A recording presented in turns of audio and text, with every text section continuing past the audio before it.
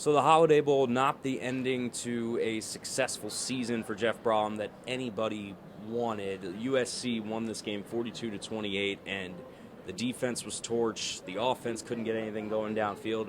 So I ask you, Rick, this is a 3-game losing streak to end year one. This was a team that was 10-1 at one point in time and had a chance at a pretty special year. How do you try to process this? So balancing that they overachieved, but they still left some things on the table. Well, I think you have to show some perspective. The day after it happens, it probably stings, feels a little bit embarrassing, and makes you angry. Several years down the road, you'll look at it in the record book and say, hey, they went 10-4. That's pretty good. Not many 10-4 seasons in Louisville's record. But what you have to do is look at the big picture and say, they beat Notre Dame. They beat, 6 opponents or 7 opponents in the 6 opponents in the ACC. Got to the championship game. But they found out what the gap is to take the next step forward. As Jeff Brohm says, when you move the bar to here, the next challenge is to move it up to here. Yep, absolutely. And I think it's attainable. You see what Louisville has done already in the transfer portal. I don't think it's a secret that Tyler Shuck, that's going to be a big question mark next year, is what they can get out of the quarterback position. Because I think Jack Plummer served a purpose this year for Louisville. He was an experienced option that Jeff trusted, but you saw some limitations with him at the helm in this offense. They even shifted to being a running football team and running the ball and playing defense. We never expected to say that about a Jeff Brohm team. So there's plenty of adjustments to be made, but I think your point about the talent level is well taken. You saw an athletic difference at skill positions in some of the key games, whether it was Kentucky, Florida State. And Florida State's defense, you remember, they were suffocating Louisville's receivers. They played man.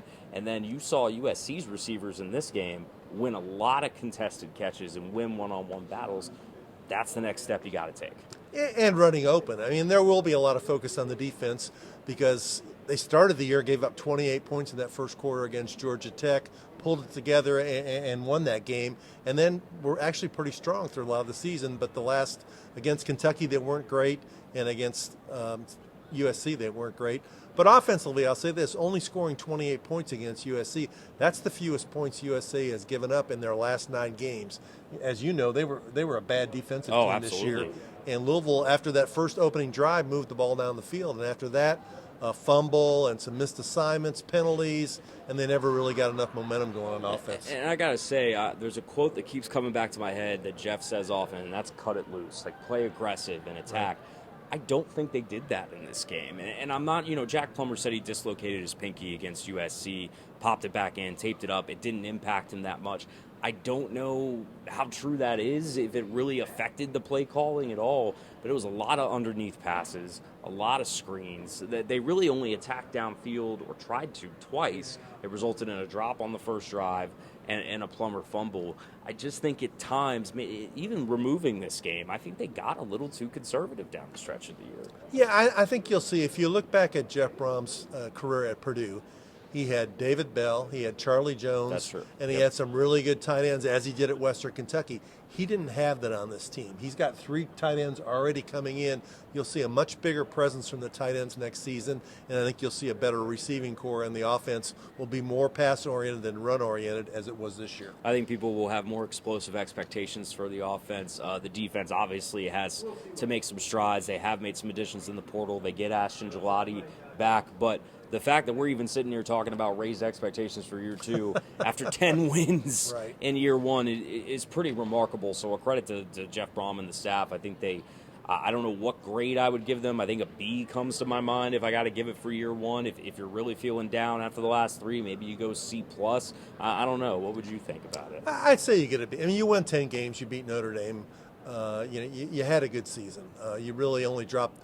The only team, Pittsburgh, was really only the bad performance of the year.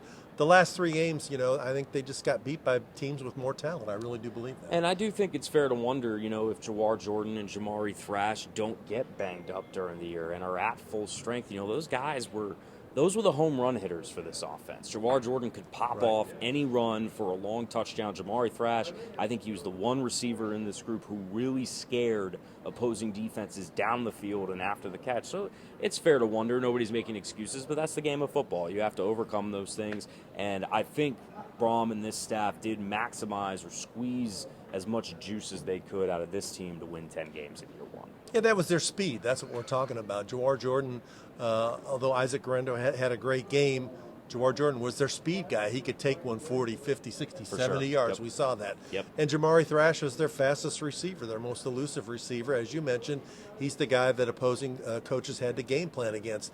Their receivers could not get separation against Florida State, and they couldn't get much separation against USC.